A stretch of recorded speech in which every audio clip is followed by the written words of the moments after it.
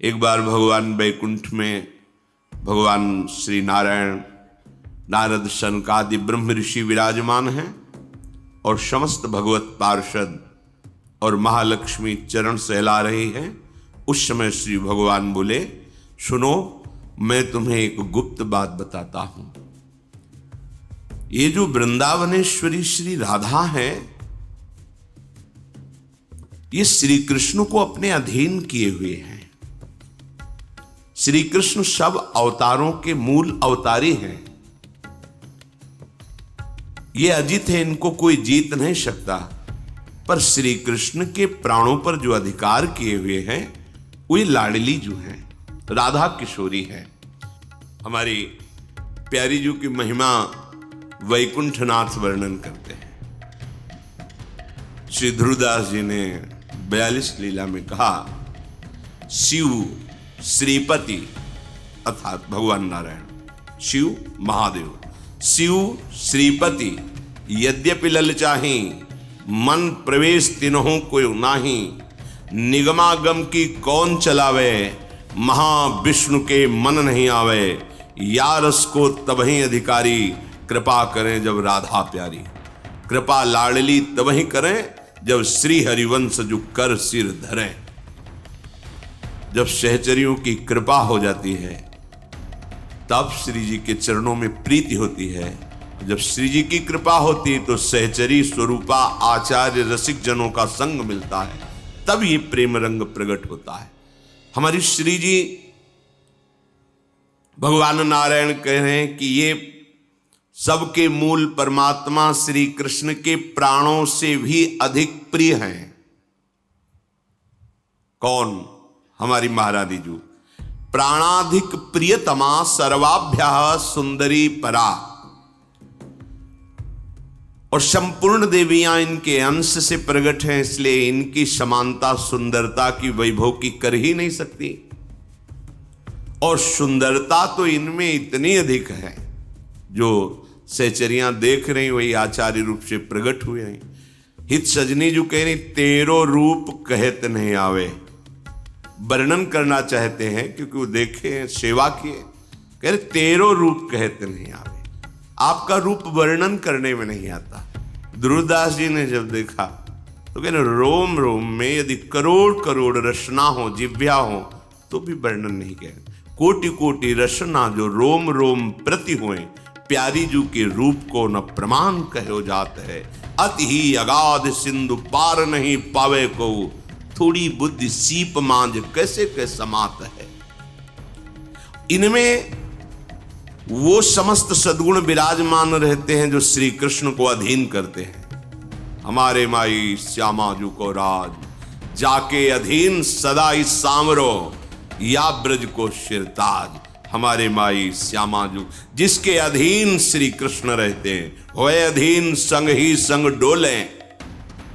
और ये परम सौभाग्यवती है क्योंकि इनके प्रियतम अखिल कोटि ब्रह्मांड नायक परात्पर ईश भगवान श्री कृष्ण अविनाशी दूल्हा है। इनको अनुपम गौरव प्राप्त है। देखो कैसी प्यारी जी का गौरव, देखो हमारी स्वामिनी जी की महिमा देखो। बिहरत कुसुम पराग लगत जब, पीत वसन लय झारत। हमारी लाडली जो वृंदावन में जब वन विहार करती है तो वृंदावन की लताएं नृत्य करने लगती हैं। तो जितने पुष्प पराग से सब मानो वृक्षों ने पावड़े बिछा दिए हो, उसके ऊपर सखियां सुंदर सुगंधित द्रव्य से युक्त पराग डालती हैं। फिर लाडली लाल वन विहरण, जब प्यारी जू के अत्यंत सुकुमार श्री चरणों में पराग लग जाता है तो लालजू को ऐसा लगता है कहीं पराग चुभ न जाए। तो बिहरत कुसुम पराग लगत जब, तो पीतांबर से लाडली जू के सामने झुकते, उनके चरण तलवे को पीतांबर से पूछते हैं, पराग चुभ न जाए। बिहरत कुसुम पराग लगत जब, पीत वसन लय झारत। और जब चरणों को लेकर तलवे को झाड़ रहे होते तो जो सी चरण शोभा है हमारी स्वामिनी जी की, जिनके चरणों की वंदना अखिल विश्व के ऋषि मुनि महात्मा ईश्वर कोटि के ब्रह्मरुद्र आदि सब नमन करते हैं, वो प्रभु लाडली जी के चरणों में मुकुट स्पर्श कराते हैं। बिहरत कुसुम पराग लगत जब, पीत वसन लय झारत, लुठत मयूर चंद्रिका तिनतर। अद्भुत छवि, अद्भुत सुंदरता प्यारी जू के श्री चरणों की, कि सुंदरता के समुद्र लाल जो महाराज असीम सौंदर्य सी चरणारविंद का देख करके मस्तक पधरा देते हैं। ये गौरव लाडली, ये वाणी का विषय या बुद्धि का विषय नहीं है, वृंदावन धाम है। रसघन मोहन मूर्तिम विचित्र केलि महोत्सवोल्लसितम, राधा चरण विलोडित रुचिर शिखंडम हरिम वंदे। रसखान जी कहते आगम निगम पुराण सब जगह ढूंढा, पर दिखाई दिया उस सेवा कुंज में किशोरी जी के चरणों को चापते हुए। नंददास जी के ऊपर कृपा हुई तो देखा चापत चरण मोहन लाल, कुंवरी राधे पलंग पौड़ी सुंदरी नवबाल। बड़े बड़े महापुरुषों पर जब कृपा हुई तो प्रभु का वो प्रेम रूप, प्रेम समुद्र का सार श्री लाडली जी। फिर श्री चरणों की सेवा मांगते हैं सखियों से कि तुम तो रोज महावर रचना करती हो, आज मुझे सौभाग्य दो। अपनी गोद में श्री चरण लेकर महावर की रचना करते हैं लाल जी। जावक चित्र बनाई संवारत, करन सफल तब मानत, हित ध्रुव ते सबहिन ते दुर्लभ, रसिक मरम पे जानत। ये चरणारविंद सबसे दुर्लभ हैं। लाल जी महाराज अपनी गोद में लेकर श्री चरणों में महावर की रचना करते हैं। कबहू कर गई भाल लावत, नयन ऐसे नेत्रों में छुआते, भाल मस्तक पर। ये वृंदावन की लीला मत समझो गुरु को चीला, यहां ऋषि मुनि गए हार जपे जा राधे राधे। किसी की सामर्थ्य नहीं, जब तक लाडली की सहचरियों की कृपा ना हो तब तक जान ही नहीं सकते। ये वो लाडली है जाके अधीन, सदा इस सांवरो या ब्रज को सिरताज। भगवान नारायण कहते हैं कि ये परब्रह्म की जो ज्योति है, तेज है, वो इनकी नख कांति है हमारी लाडली जू महाराज की। श्री लाडली जू के श्री चरणों में जब गति होती, चलती हैं, तो उनके नूपुरों की झनकार होती है। राधा कृपा कटाक्ष भगवान शिव के द्वारा लिखा हुआ है, पढ़ के देख लेना। अनेक मंत्र नाद मंजु नूपुरास्कर।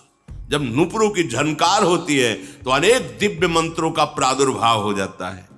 हमारी लाडली जो है, यह अद्भुत ब्रह्म तेज से संपन्न नख कांति श्री जी के चरणों की है। इन्हीं को परावरा कहा गया, सारभूता कहा गया, परमाद्या सनातनी परमानंद रूपा, धन्या मान्या पूज्या। ये नित्य निकुंजेश्वरी श्री लाडली जू ये रास क्रीड़ा के अधिष्ठात्री हैं। परब्रह्म परमात्म तत्व श्री कृष्ण रास मंडल में इन्हीं की आराधना करते हैं, इसीलिए इनका नाम राधा है। गोपाल शास्त्र नाम में आया है राधा आराधन तत्परा। श्री किशोरी जी की आराधना में तत्पर रहते। ये बाहरी लोग नहीं जानते, ये वृंदावन के रजरानी की कृपा पात्र, ऋषिकों के कृपा पात्र गूढ़ रहस्य को जानते। श्री जी कोई स्त्री नहीं है, त्रिभुवन की कोई भी सुंदरता ऐसी नहीं जो हमारे लालजू महाराज के एक अंश के समान भी कही जाए, क्योंकि सुंदरता के समुद्र लालजू के एक अंश के एक सीकर से पूरे त्रिभुवन की सुंदरता है। उनको कोई अपने सौंदर्य से अधीन कर ले ऐसा है ही नहीं। अद्वितीय सौंदर्य, करोड़ कामदेव मूर्छित हो जाते हैं जिनकी मुस्कान से, वो श्री कृष्ण है। एक कामदेव पूरे त्रिभुवन को अधीन किए हुए है, और श्री कृष्ण की मंद मुस्कान में करोड़ों कामदेव मूर्छित हो जाते हैं। ऐसे श्री कृष्ण जब हमारी प्रियाजू का सौंदर्य, गोविंद लोचन अतृप्त चकोर पेयम, अतृप्त चकोर की भांति प्यारी जू के रूप रस का पान। तो प्यारी जू कोई स्त्री है, देवलोक भूलोक रसातल शून्य कवि कुल मत डरिए।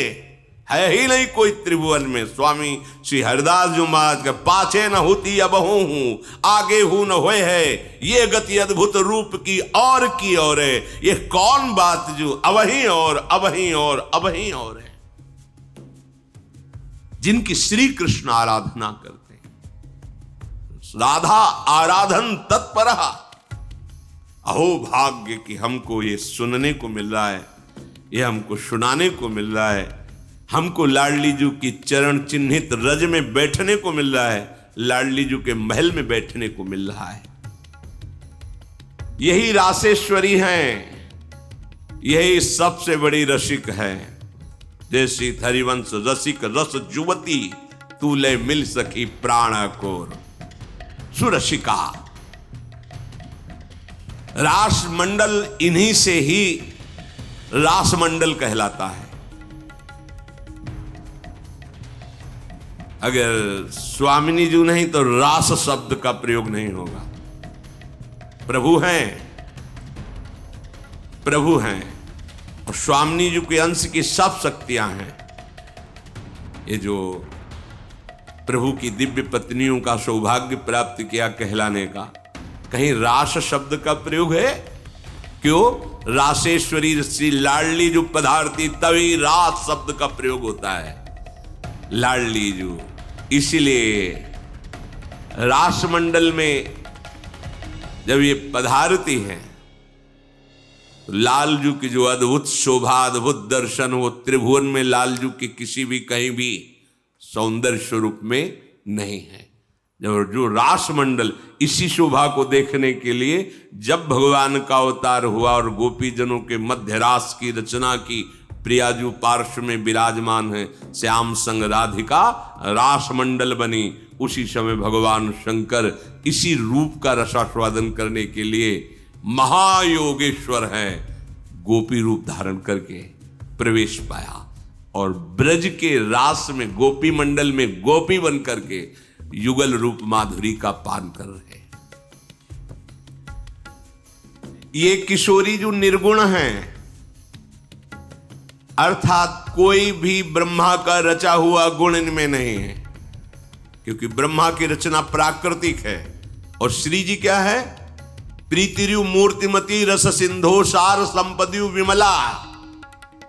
श्री कृष्ण के हृदय का प्रेम समुद्र जब सार रूप धारण किया तो सांद्रानंद घन प्रेम मूर्ति किशोरी।